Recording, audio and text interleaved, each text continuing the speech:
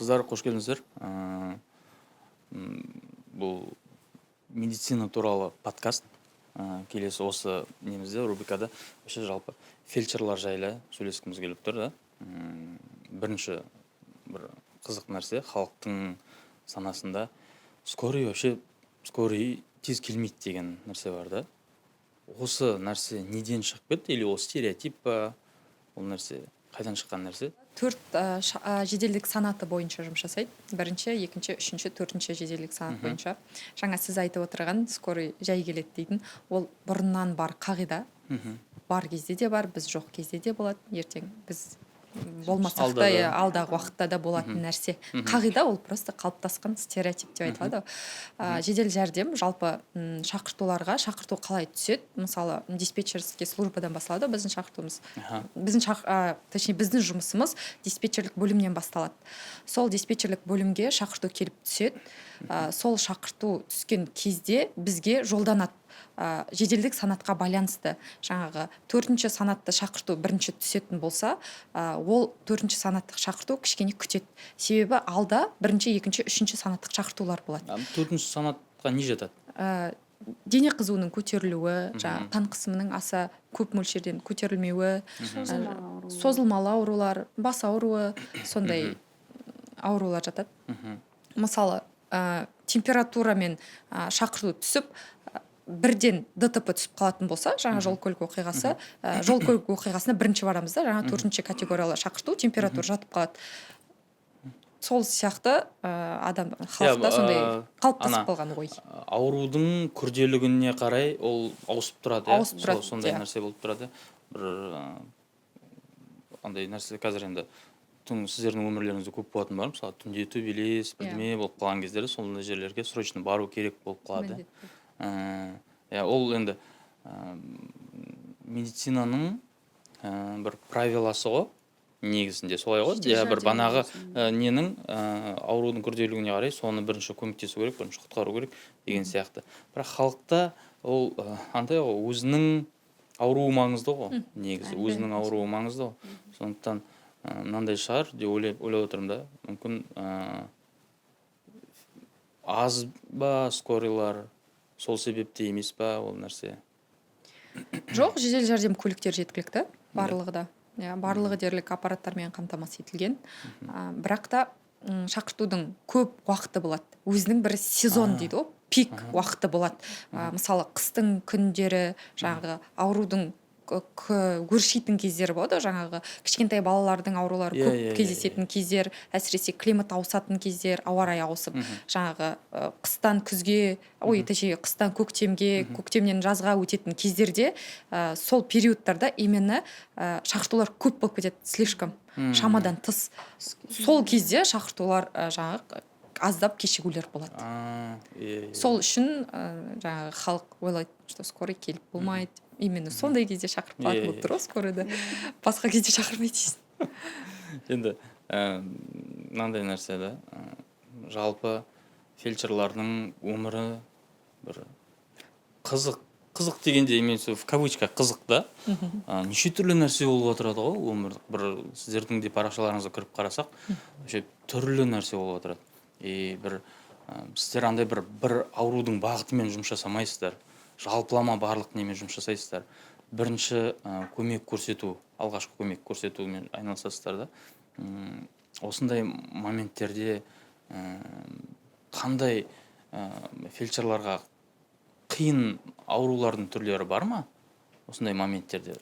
Біздер үшін ба? Біздер үшін жоқ. Қиын емес еш нәрсе. Бізде ең бірінші жұмысқа келген уақытта бізде мысалы официальный қағазбен жұмыс жасамаймыз да, например. Біз бір күнде, мысалы, кешкі кезекшілікке келсек, біздің алдымызда не тұрғанын білмейміз. Қандай ауруға, мысалы, мен осы ауруға дайындалып келуім керек деген сияқты бізде ондай болмайды. Себебі әр шақыртуға біз дайын отырамыз. Алдымызда, мысалы, ДТП түсуі мүмкін, немесе адамды ұрып соғып кетуі мүмкін, немесе инфаркт болуы мүмкін. Жалпы фельдшерда, мысалы, дәрігерлер енді бір бағытта жұмыс жасайды, кардиолог жүректі қарайды, гинеколог әйел адамдарды қарайды деген сияқты.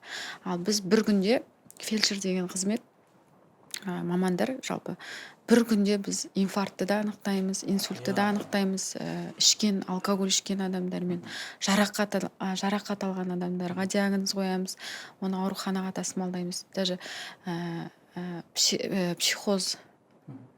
психолог болып та жұмыс жасаймыз. Неше түрлі жан жақты маман қарастырылған, бірақ біз бір бағытқа қарамаймыз. Бір күнде неше түрлі оқиға. Мысалы, біз андай эмоциональный өте андай мықты адамдар сияқты деп ойлаймын фельдшерлар. Себебі андай бір вызовқа барғанда ол үйдегі кісі агрессия, ашуланып отыруы мүмкін да. Фельдшерлар көңілді болады ғой. Бізді ұрсуы мүмкін, сендер неғып жүрсіңдер деген сияқты, кешігіп жүрсіңдер деген сияқты айтып қатты ұрсуы мүмкін. Сен ол уақытта ашуланып ренжіп неткенмен машинаға келесінде уже келесі вызовқа сен ол агрессияны тастап келесі вызовқа күліп баруың керек. Уже сондай эмоциональный мықтылық керек та бізге. Сол соған қарағанда фельдшерлар мықты болып тұр, жүйкелер мықты болып тұр ғой. Қандай жағдайда енді қандай жағдайда науқасты алып кетпейді? Келеді мысалға шақырады, алып кетеді деп ойлайды, бірақ тастап уколын салады, тастап кетпейді. Енді укол емін көрсетсе кетіп қалады ғой енді. Сонда қандай жағдайларда алып кетпейді? Енді ондай алып кетеді, алып кетпейді дейтін түсінік жоқ. Бірақ алып кету үшін андай ма? Бізде действительно қазір ойланып скорый келді, ол алып кетеді деген нәрсе жоқ па? Ондай жоқ, ондай түсінік жоқ. Алып кету үшін арнайы көрсеткіш болу керек. Жаңағы мысалы кейбір кісілер шақырады, былай өмірде болатын жағдай, күнделікті өмірде қан қысымы көтеріліп тұр дейді, давлениесі 180 болып тұр, больницаға алып кетіңдер деп айқай шығарып жатады жаңағыдай. Сосын біздер енді алғашқы көмекті міндетті түрде көрсетеміз, күтеміз, қасында жаңа 180-нен түсіреміз 140-қа дейін дейікші мысал ретінде. Сонда сендер неге алып кетпейсіңдер, 180 болды ғой жаңа, хотя оныкі 140-қа түсіп тұр, уже науқас өзін жақсы сезініп тұр. Сол сияқты 140-ты аурухана қабылдамайды уже. Мысалы, ол үшін жаңа түспейтін показания болу керек, көрсеткіш болу керек ауруханаға баратындай. Немесе жаңағыдай бас ми қан айналысын бұзылысы дейді, инсульт былай айтқанда. Соның көрсеткіштері болу керек. Или жаңа инсультқа дейінгі жағдайдың көрсеткіштері болса ғана біздер мысалы алып кетеміз. Ол тек қана инсульт емес, мен просто мысал ретінде айтып жатырмын. Барлық жағдайда. Жаңағы жүрегім ауырып тұр дейді. Жүректің де мысалы түрлі патологиялар болады. Оның ауруханаға баратын патологиясы да, бармайтын патологиясы да болады. Біздер мысалы жүректі ЭКГ-ге түсіреміз, өзіміздің аппаратымыз бар, жүректі қарайтын. Сол моментте оқып ЭКГ-ні қараймыз. Сол ЭКГ-нің көрсеткіші бойынша науқасты не үйде тастайтынымызды, не ауруханаға алып кететінімізді анықтаймыз. Сол көрсеткіш бойынша ғана апарамыз дегім келеді. Себебі бізде біріншіден әрбір адамды мені апар деп тасый берсең, бізден де спрос болады да. Ауруханаға барғанда дәрігерлер сұрайды, қандай көрсеткішпен, показаниямен әкеліп тұрсың мысалы. Егерде оңды-соңды тасый бергеннен мысалы біріншіден задержка болады, шақыртулар көбейеді, оны тасымалдай беретін болсаң. Екіншіден бізден спрос болады. Кейін енді жұмысымызға кесір тууы мүмкін да. Сондықтан барлық фельдшерлар оны жақсы біледі. Если көрсеткіш болса, біз жалпы тастамаймыз, себебі біз онымен басымызбен жауап береміз. Себебі оның если өміріне қауіп төнетін болса, денсаулығына қауіп төнетін болса, біз бәрібір соңында біз жауап береміз. Ондай басымыздан талай өтті ғой. Сондықтан ауруханаға апаратын әр аурудың көрсеткіші бар. Кейде айтады ғой, больницаға барамыз, апа жүріңіздер дегенде. Кері әкеліп тастайсыңдар ма деген. Үйге апарып кері әкеліп тастайсыңдар ма деп. Сол біз кері әкелмейміз. Уақыт емші. Жоқ, ондай жоқ. Бәрібірде былай психологиялық болса да көмек көрсетіп кетеміз. Ештеңе жасамасақ та кеңес беріп кетеміз, хотя түсіндір. Қандай вызовтар болады? Часто болатын вызовтар. Осы нәрсе күнде бір кездеседі әйтеуір бір вызов болсын. Күн сайын әртүрлі шақыртулар болады. Мысалы біздер күн сайын бір шақыртуға барамыз демейміз. Күн сайын неше түрлі шақырту, ол өзгеріп тұрады өзінің легімен. Мына нәрсе ғой, жалпы қазір қандай ауру көп деген сөйтіп тұр ма? Қазір трендта давление дейсің. Астма. Бронхиальный астма, артериальный гипертензия. Температура. Основном. Сосын балалар арасында ОРВИ, температура. Сол самый глобальный тема. Үлкен кісілер көп шақырда ма, әлде балаларға ма? үлкен кісілер де балалар да бар. давлениемен иә үлкен кісілер қан қысымы көтерілетін кісілер қазір күн ыстықтап кетір тем более иә ертең күн ыстағанда иә айтпақшы ондай да Иә. нәрсе бар екен ғой. сол кезде Сосын енді бір енді скорыйдың бәрі үйге келе беретін сияқты болып көрінеді ғой, бірақ көшеде де емдеп жатырған нелерді көреміз ғой. Там андай прям остановкада бір бана күн ысып жатыр дегенде есіме түсіп кетті. Соны көргенмін мен өз көзіммен, сондай бір остановканың қасында бір үлкен кісіге келіп скорый көмектесіп жатырған. Сол кезде ойлаймын, о скорый үйге келеді деген нәрсе стереотип қалыптасып қойған екен ғой басымызда деп. Кез келген жерге баратын. көліктің ішінде де судорог ұстап кететін мысалы көлік жүргізіп келе жатырған кезде судорог ұстап кететін ер адамдар әйел адамдар өте ауыр жағдай жалпы ол жерде мана эпилепсиясы судорогысы бар кісілер машина жүргізіп кетіріп судорог ұстаған кездер болды енді ол уақытта жол көлік оқиғасы орын алуы мүмкін деген сияқты ғой сол кезде тек қана үйге бармаймыз әрине Иә, солай ғой. Жалпы мына нәрсе да біздің кездесуіміздегі бір осы фельдшерлардың басына өздеріңіздің бастарыңыздан өткен бір есте қалған осы неде жұмыста жүрген кезде есте қалған бір қандай оқиғалар бар, сондай соны бір нақты күштетіп айтып берсеңіздер сондай. Қорқытатын керек пе, қорқытпайды керек пе? Қорқытатын Қандай айтты. Сөйтіп қандай керек? Давай, ал среднийнан көрейік, сосын көрейік ары қарай қорқытатын. Средний ма? Бізше средний ма, сіздерше средний ма? Ойбой, онда сіздерше средний айтып. Жақсы, онда бізше средний болса. Қыстың уақыты, қасымда көмекші фельдшерім бар. Біздер ужинға келеміз ғой. Кешкі ас ішуге. Сол кезде бізге кешкі ас ішетін прям уақыт жоқ бізде. Осындай уақыттан осындай уақытқа дейін кешкі ас ішесіз деген уақыт жоқ. Біздер қай уақытта босаймыз, мысалы, солай кезектесіп іше береміз. Сондай бір уақыт болып қалды, кешкі уақыт. Кешкі ас ішіп отырған кезіміз. Шақырту түседі. 33 апталық жүктілік. 33 апта неше? 8 ай ғой. 8 ай. Иә, 33 апталық жүктілік. Іші ауырып жатыр деп. Жүкті әйелдің. Сосын жақсы деп сол жерде тамағымызды тастап кетеміз. Жүкті әйел енді ол кешіктірусіз баруымыз керек жүкті әйелге. Содан шақыртуға барамыз. 7 минутта бардық шақыртуға. Содан барсақ, әйел жерде жатыр. Не болды, қай жеріңіз ауырып тұр? Саламатсыз, қай жеріңіз ауырып тұр десек, айтады, ішім ауырып тұр, что-то толғақ сияқты. Өзі білмейді, түсінбейді ана әйел. Жас әйел, екінші жүктілік екен. Содан айтам, қалай ауырып тұр? Толғақ сияқты ауырып тұр ма, или былай ауырып тұр ма деп жаңа қан қысымын өлшеп барлығын қарап отырып, барлығы қалыпты. Содан мен жүре алмайтын сияқтымын. Мен қазір босанатын сияқтымын осы жерде дейді маған. Сосын ойбай құрсын, жақсы жата ғой, кел қарайын деп қарасам, жатыр мойны түгелдей ашық тұр. Босануға дайын тұр әйел.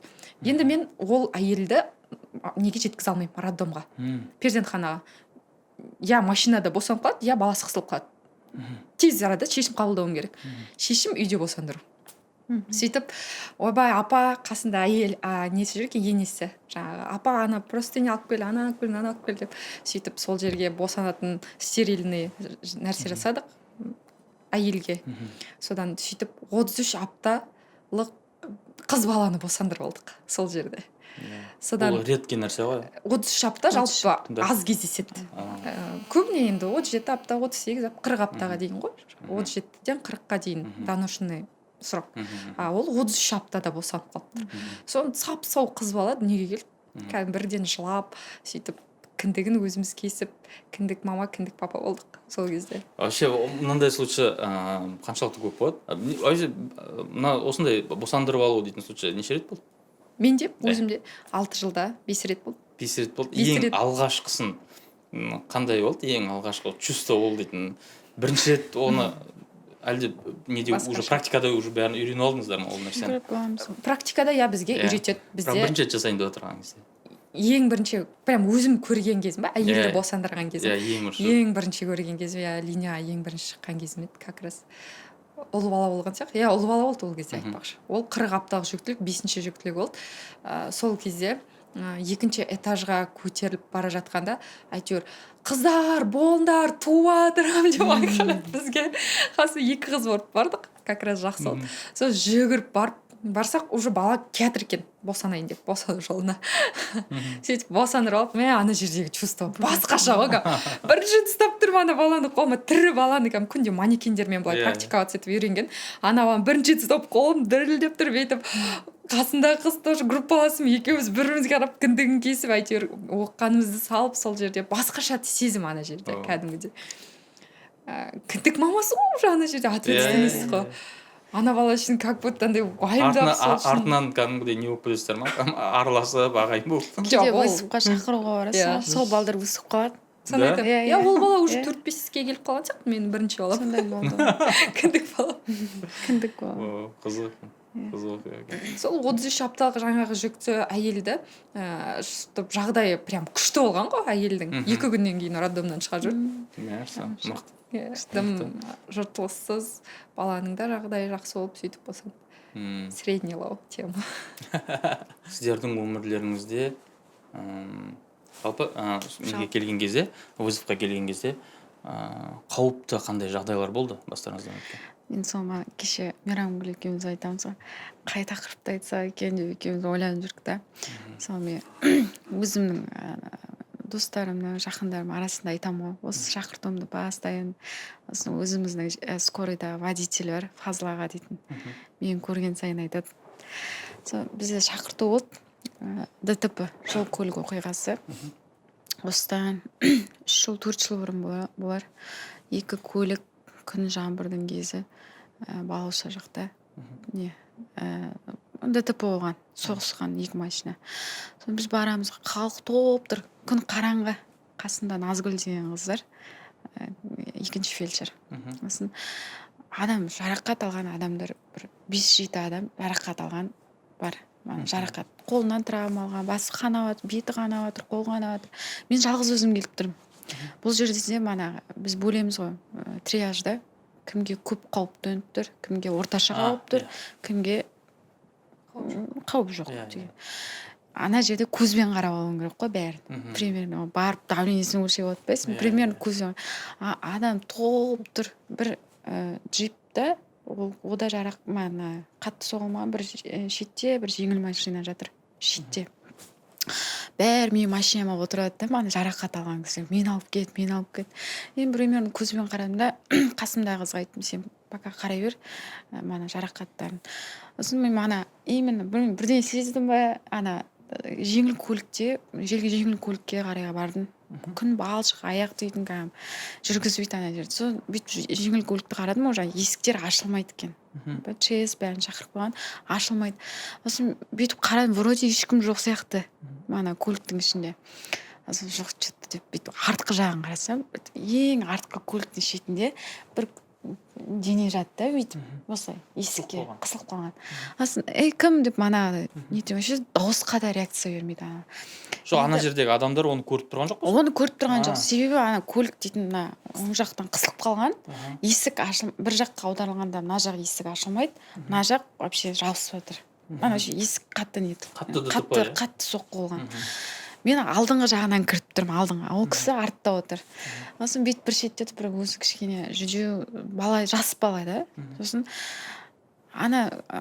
кісіні кім деп дауыспен реакция нетіп жатырмын да ол кісі реакция бермейді мен ЧС келіп болғанша ол уақыт біріншіден содан алдыңғы көліктің неге отырамын алдын ашамын бірақ енді мен ол жерден шығара алмаймын алдан мен арттан бүйтіп шығара алмаймын сосын қасымда водителін таба алмай жүрмін мені әсем қайда әсем одан ішіне кіріп машинаның артқы несіне ауысып нені көтеріп есікті көтеріп итеріп майыстырып есікті аштық сосын сол жерде қасымда Назгүл деген қызға айтып кеттім тағы 2-3 бригада шақыр себебі біз сыймайды көлікке адам көп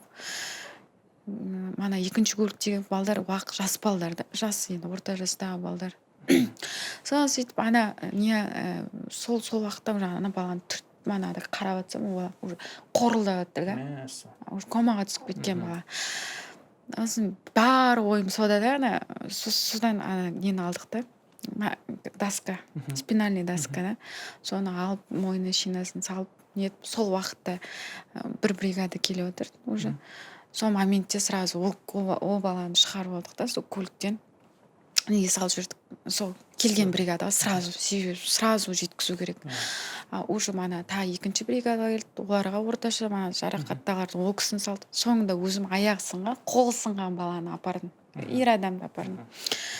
Содан не керек, больницаға апарып мені ана өзімнің науқасымды тапсырдым да, ана баланы іздеп жүрмін да, ана комаға түсіп кеткен. Ол реанимацияға алып кетті дейді. Содан менен ол баланың менде данные жоқ. Күліп айтып отырғанда біртіндеп болады екен деп қалдым. Содан не керек? Сол айтып отқан жеткізді больницаға, ол бала реанимацияға түскен.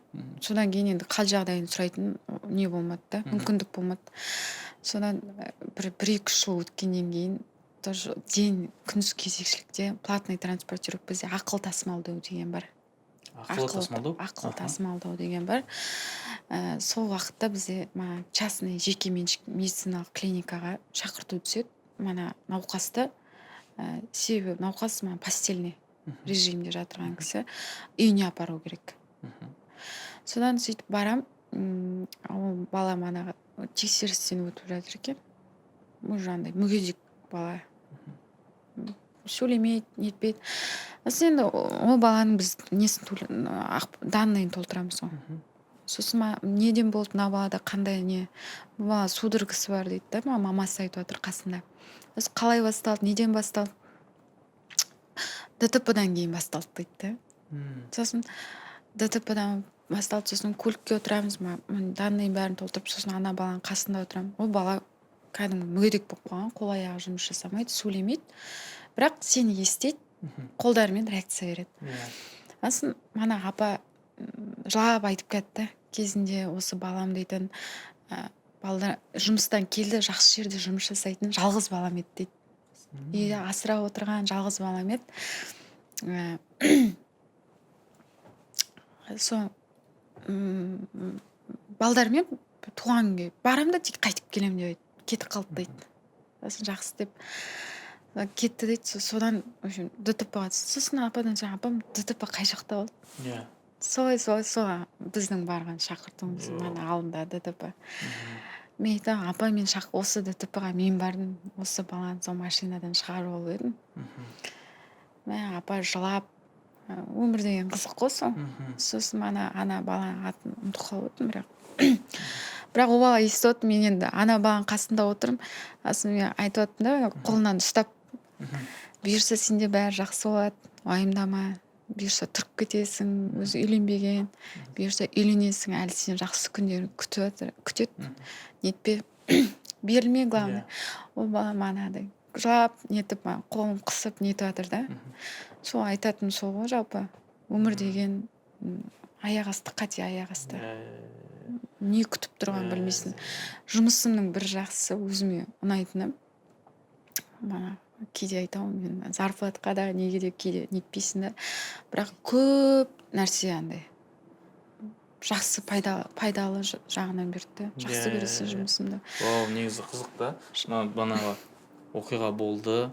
Ол енді көрмей қалдыңыздар ғой сол моментте да. Үзіліп кеттіңіздер, оны іздедіңіз, таппадыңыз. Анау келесі жұмыс қанады. Артынан бәленбай жылдан. Бірақ сол кісі именно сол көңілімде қалып қойды да. Ол бала кәдімгі сол Фазыл дейтін аға водитель бар.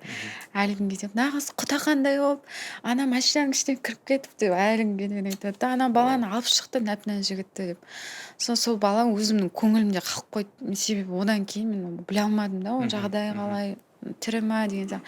Бірақ ана көңілімде қалып қойғасын, ана қайтып кездестіріп оның тірі екенін көргенде кәдімгідей андай іште қуанып, үйіне дейін жеткізіп, төсегіне дейін жатқызып, апаға манадай апа айтады, үйдегі асыраушымыз еді, жақсы жерде жұмыс жасайды, жақсы оқыған жігіт еді деп.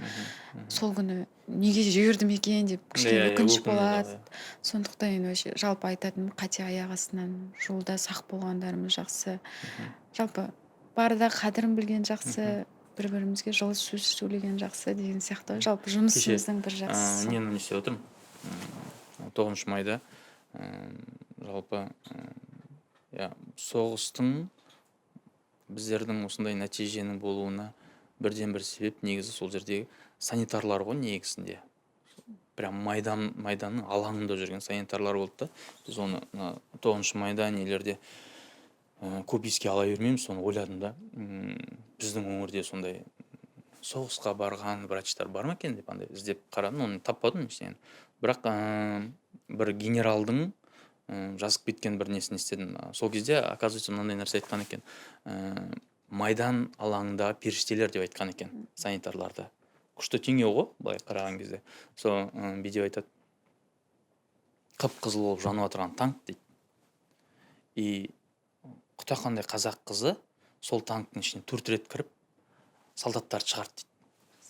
Сондай бір оқиғада бана осы айтып отырған кезде ойлап отырмын да, сондай моменттерде қатты көмектескің келген кезде, ниетің сондай болған кезде ол өзің денеңе де қарамайсың банағыда, өзіңнің күшің әлің қай жерге дейін жететініне Бізде қарамайсың. ондай болды ғой, фельдшерлар мана Балықшыда өрт болған. Да, үлкен өрт алған біздегі сол Балықшы батыс станцияның фельдшерлары да, ана бізде ЧС күтеміз, кейде не күтеміз. Біз жалпы бізде жұмыста ең басты қағида өзіміздің қауіпсіздігіміз. Безопасность. Первый очередь ең бірінші содан басталады, қауіпсіздіктен. Кейін больной да. Мана үлкен өрт болып отырған, ішінде айлық бала бар. Осы бізде айтып отырды, мана өрт болып жатыр ана жақта. Содан фельдшерлар мана нені күтпей кіріп кеткен ғой, кіріп мана өрттің ішіне. Ана жерде жалпы ондай жағдайда қарап тұра алмайсың. Ойланып тұратындай не емес қой. Қытайда болсын андай бір пайдаң тиіп қалса екен, аман алып қалса екен, жалпы мана фельдшерлардың бір несі ғой, рахат бір чувство да, мана бір адамды өмірден аман алып қаласың ғой. Мана бізде Мейрамгүлде көп болды да, клиникалық өлімнен аман алып қалған. Өлімнен тірілтіп кері алып қалу, бөлек сезім, босандыру бөлек сезім. Даже сенің диагнозың точно шығады ғой, соның өзі бөлек сезім.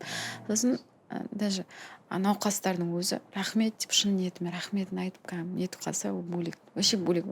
Мотивация да, былай. Ол фельдшерлар, жалпы медиктер жақсы түсінеді деп ойлаймын. Адамның өміріне бір құттай да болсын септігің тиіп, пайдаң тисе, то что достойно. Жұмыс жасау. Сіздердің нелеріңізде клинический смерть дейтін нәрсе бана айтып кеткендей болып жатады, ja. Адам действительно уже все кетіп қалды деген адамдар. Тоже бір оқиғалар білем. Все, клинический смерть, то енді өліп қалды деп ойлаймыз ғой біз ол адамды. Келді, алып кетті адамды. Все, өліп қалды, тірілмейтін болар, уже кетіп қалған болар деп ойлап отырасың. Тірілді, бүйтті, сөйтті, нормально болыпты деп айтып не істеп отырасың. Сондай случайлардан қандай оқиғалар болды бастарыңызда? Менде болды осы. Осы былтыр 2024 жылы май айында ма екен? Мамыр айында. Кішкентай бала судороги деп шақырады, бірінші категориямен. 7 жастағы бала. Жоқ, қателесіп 5 жастағы бала судороги деп шақырады. Содан бардық, бірінші категория болғасын, енді тез бардық. Как раз біздің жақын жерде болдық та, сол жерде. Содан барсақ, анда паника, жан-жақтан адамдар жүр да, толып адамдар жүр. Сосын болыңдар, тездетіңдер, там ему плохо, пожалуйста, поскорее деп айқайлап жатыр ана жерде орыстар. Содан бардық, бірінші этажда как раз баланы жатқызып қойған жерге. Содан барсақ, бала көк-күмбек болып кеткен. Көгеріп кеткен кәдімгідей. Түсінбей жатыр, не болып жатыр, не жағдай болып жатыр. Алып кетіңдер деймін, алып кетіңдер, вы ничего все равно не сделаете, все, заберите деп айқайлап жатыр. Мен түсіне алмай жатырмын да балада не болған, не жағдай болды, енді білуім керек қой, мен ананың себебін анықтауым керек. Содан әкесі тұрып айтады да маған, бір 10 минут бұрын тісі түсіп қалды дейді баланың. Кішкентай молочный зуб бар ғой, сол тісі түсіп қалды, сонымен ойнап отырды, соны жұтып қойған сияқты дейді. Белгісіз тоже, ол тіс па, ол басқа ма, ол басқа бірдеңе жұтып қойды ма. Содан бірден судорога болды, содан көгеріп кетті, содан без сознания дейді қазір. Былай ауырмайтын бала ма? Вообще еш нәрсемен ауырмаған, ешқандай есепте тұрмаған, жақсы дамып, жақсы жетіліп келе жатқан 5 жасар бала, кәдімгі жүгіріп ойнап жүрген, тісін көрсетті дейді маған. Міне тісім деп. Вот у меня зуб выпал деп көрсетті дейді. Содан ана бала жұтып қойды ма, білмеймін дейді, маған тісін берген жоқ дейді. Сөйтіп ақыры соған енді күдіктенесің ғой, тісі тыныс жолына тұрып қалды. Содан бала демала алмай жатыр.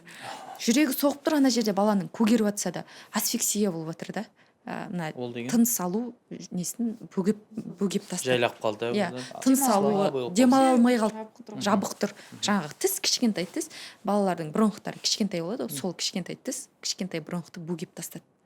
Содан демала алмай жатыр. Енді не істейміз? Тезірек реанимациялық шараларға кірісу керек бірден. Содан бірден жасадық БЛС деген алғашқы көмек, жүрек өкпе реанимациясын жасап кеттік бірден. Себебі пульсы де аз болды, тыныс алу жоқ, сөйтіп сознаниясы жоқ, сөйтіп реанимация бастадық.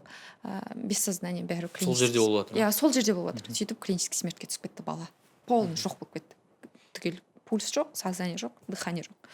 Сөйтіп бірден жаңағы кеңейтілген жүрек өкпе реанимациясын жасадық. Қасымда көмекшім Айбек деген бала, как раз инстаграмға да шыққан сияқты сол. Сөйтіп жасап түгелдей баланы жаңағы клиникалық өлімнен шығардық сол жерде. Содан машинаға салдық. Машинаға салып ары қарай жаңағы уколдарын, системаларын салып ауруханаға жеткіздік. Ауруханада енді бірден реанимация бөліміне жеткізеді ондай науқастар. Бірден мысалы біздер құтқарып алдық, болды жүгіріп кетті деген сөз емес. Ол науқастың жағдайы стабильно тяжелый болады. Крайне тяжелый. Сондай ауыр жағдайда реанимацияға жеткіздік. 1-2 күннен кейін сұраған кезде науқастың жаңа кішкентай баланың жағдайын әлі күнге дейін жағдайы нашар, реанимацияда жатыр деді. Содан кейін несі үзіліп қалды жаңағы арамыз. Сөйтіп хабарсыз кеттік. Қазір енді ол баланың жағдайы қалай екенін білмеймін. Маған бірақ қызық, әлі білгім келеді сол баланың жағдайын. Үйін білем, бірақ біртүрлі үйіне барып сұрағым жүр, біртүрлі сияқты. Оны бана неден көтеріп қарауға болмайды ма? Не болды вообще? Ауруханадан шыққанын білем. Әйтеуір тірі шыққан. Былай ары қарай білмеймін. Неден болғанын білмейсің соны? Жоқ. Бізге ол туралы ақпарат берілмейді. Қиын, үлкен жауапкершілік қой. Сондай моменттерде міне ешкім жоқ, жауапкершілікті өзің алуың керексің, иә? Өзің аласың ғой, сол моментте. Бар білетінің бар, білмейтінің бар. Бірінші рет жасайын деп жатқан нәрсе бар. Үлкен рискқа барады ғой негізі, сол моментте. Содан ол жақсы болып кете ма или жаман болып кете ма? Ол да белгісіз. Біздікі тек аман есен жеткізу. Бізде ең самый опасный момент көз алдында адамның присутствие, қайтыс болуы. Соны пропускать етпеуіміз керек. Біз ең самый тема присутствие, смерть пациента. Ондай жағдайлар болды ма?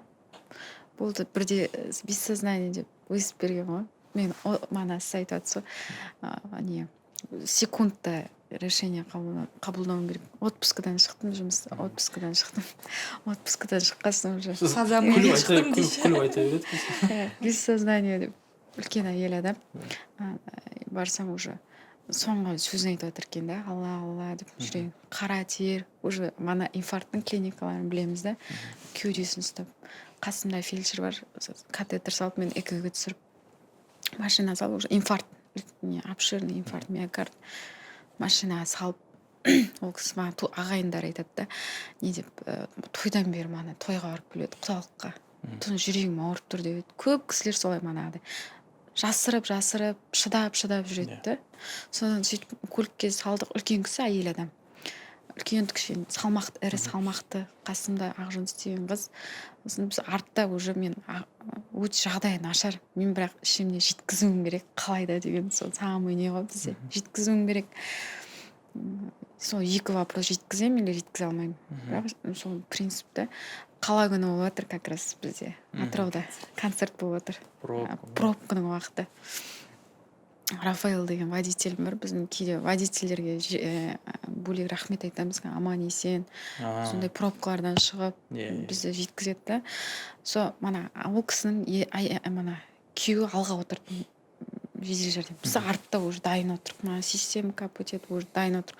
Ол кісі уже адамның өлім аузында жатырған кісіні көруге, мана отпускадан шықтым. Содан ана кісі уже манағыдай жаны қысылып, көгеріп манағыдай.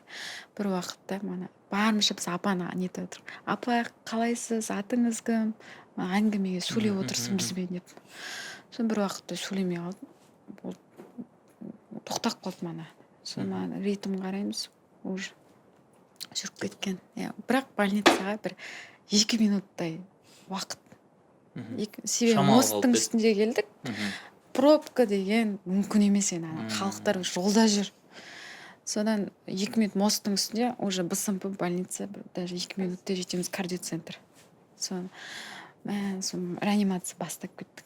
Не тоқтатып жасаймын, не жүргізіп жасаймын, одан решение. Содан реанимация бастадық, дефибриллятор соқтық, содан ауруханаға жеткіздік. Мен үстінде тұрмын, уже реанимация жасап. сосын енді дәрігерлер күтіп алады, біз реаниматолог врачтар. Соң айтады, ол кісі айтады, ну жүріп кеткен кісі. Мен айтамын, жоқ, жүрген жоқ, мына кісі тірі, ритм болды. Мен өзі клиникалық өлімнің уақыты бар ғой, 7 минут 5 минуттың аралығында, иә, 2 минут тек қана өтті, жалғастырайық, себебі мониторға қосыңызшы деп сразу врачтар келіп мониторға қосты пациентті. Ритм 51 деген сан әлі есімде ғой. Ана ритмді көріп мен еще отпускадан шығып эмоционально ана бөлек. Содан реанимация жасап жатсам, бір реаниматолог көріп тұрмын да, сен бар ана жаққа деп өзі жасап, интубация жасап, ана кісі мен ана жаққа шығып алып, мен дейтін өзім ұстай алмай жүрмін да. Мана айтып отырмын, әйтеуір бір адамның өмірін сақтап қалу, енді ол жалғыз бізде емес, қаншама фельдшерларда болып жатыр да, бөлек та сезім. Содан сөйтіп ана кісіні уайымдап бір уақытта әйтеуір операцияға алып кетіп жатыр екен да, андай жүректің несін.